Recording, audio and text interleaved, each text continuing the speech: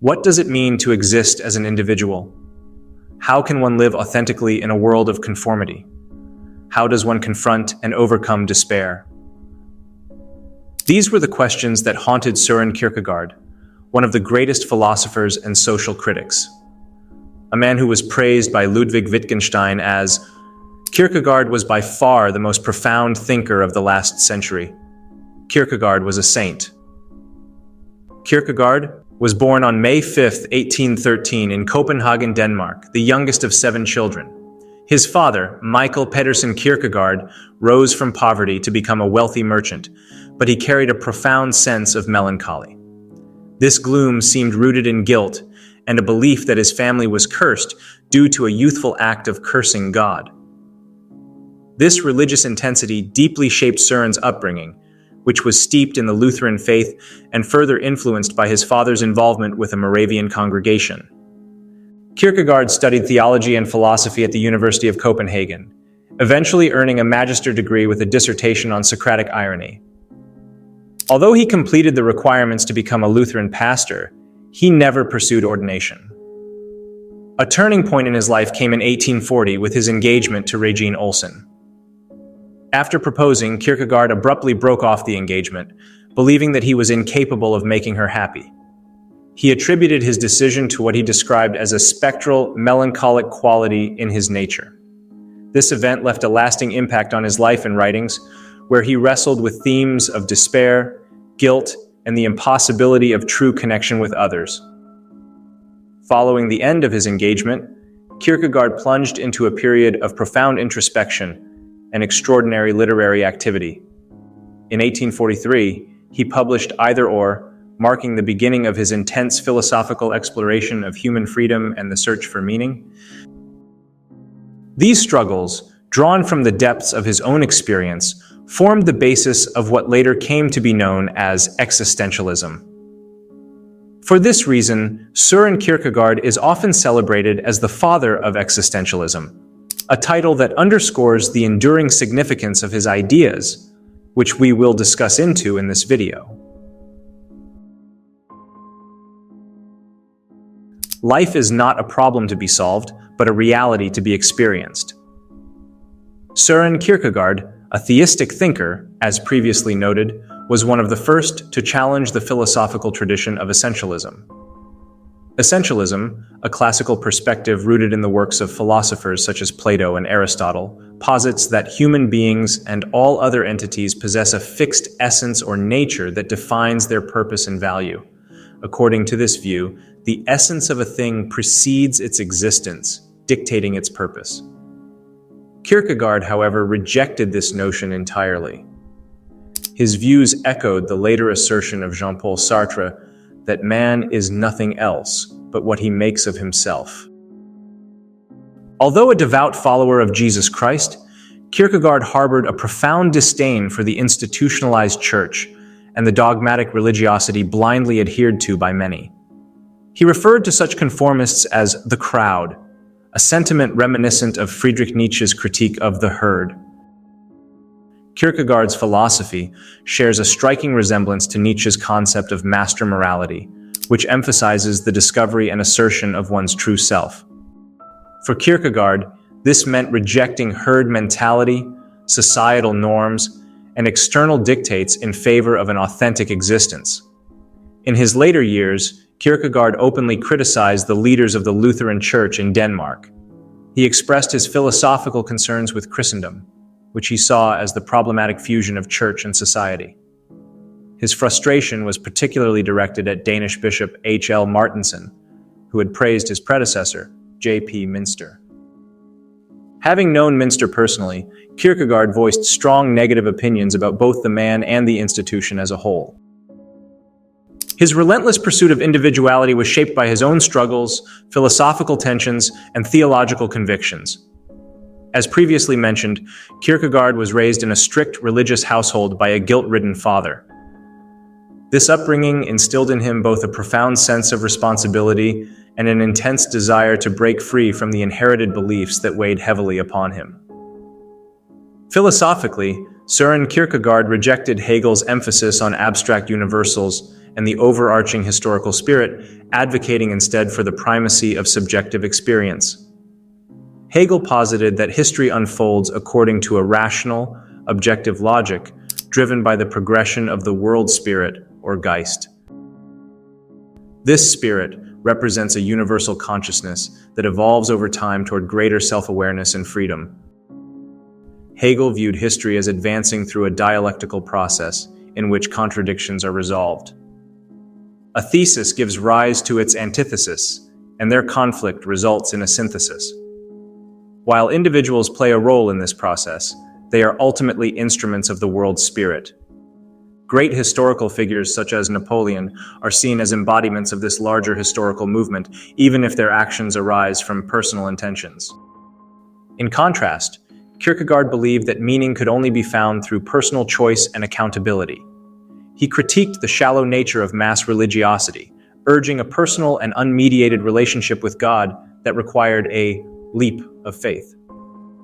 For Kierkegaard, individuality was central to authentic living, taking full responsibility for one's existence, faith, and morality. But how does one attain such individuality and faith? Kierkegaard proposed the method of indirect communication, a technique inspired by Socratic irony. This approach emphasized that true understanding arises through personal engagement rather than the passive reception of information. Instead of explicitly instructing individuals on what to believe, Kierkegaard argued that existential truths must be discovered through personal reflection and inner struggle. This idea is parallel with Wittgenstein's concept that truths are not conveyed through direct statements, but are instead shown. For Wittgenstein, truth is reducible to atomic facts, basic elements that are observed and directly understood rather than explained or expressed through language. While Wittgenstein's approach emphasizes a strong linguistic dimension, which may not be as prominent in Kierkegaard's work, the shared notion that truths must be communicated indirectly strongly connects their perspectives. This method often involved presenting ideas through paradoxes, metaphors, and ambiguous figures, challenging simplistic, direct interpretations. Kierkegaard held that existential truths, such as those related to faith, despair, or the meaning of life, are inherently subjective, rooted in personal experiences, emotions, and choices. Such truths cannot be easily conveyed through objective proofs or straightforward explanations. They must be apprehended through individual effort and engagement. Kierkegaard employed techniques like pseudonyms and fictional voices to distance himself from his writings, requiring readers to actively interpret and grapple with the ideas presented. This approach transformed readers from passive consumers of information into active participants in a process of self-discovery. By creating ambiguity and withholding his direct voice, Kierkegaard underscored that existential truths are not universally obvious, but must be actively pursued through personal struggle and reflection. Indirect communication mirrors the individual's journey in confronting existential challenges, such as wrestling with faith or despair. It embodies Kierkegaard's belief that understanding does not arise from external authority, but from personal engagement and choice. In this way, it aligns with his focus on subjective experience and personal commitment as essential to addressing life's profound questions. It seems like he used this approach when he outlined 3 distinct stages of life, or life views, which he identified as the aesthetic, ethical, and religious stages. These stages represent different approaches to finding meaning in life, each with its own characteristics, challenges, and ultimate purpose. The aesthetic stage is centered on subjectivism, hedonism, and the pursuit of personal pleasure, often at the expense of deeper meaning or fulfillment. This stage is characterized by a constant search for enjoyment and an avoidance of existential concerns, which ultimately leads to despair. Kierkegaard identifies 2 forms within this stage. The immediate, marked by unreflective indulgence in pleasures.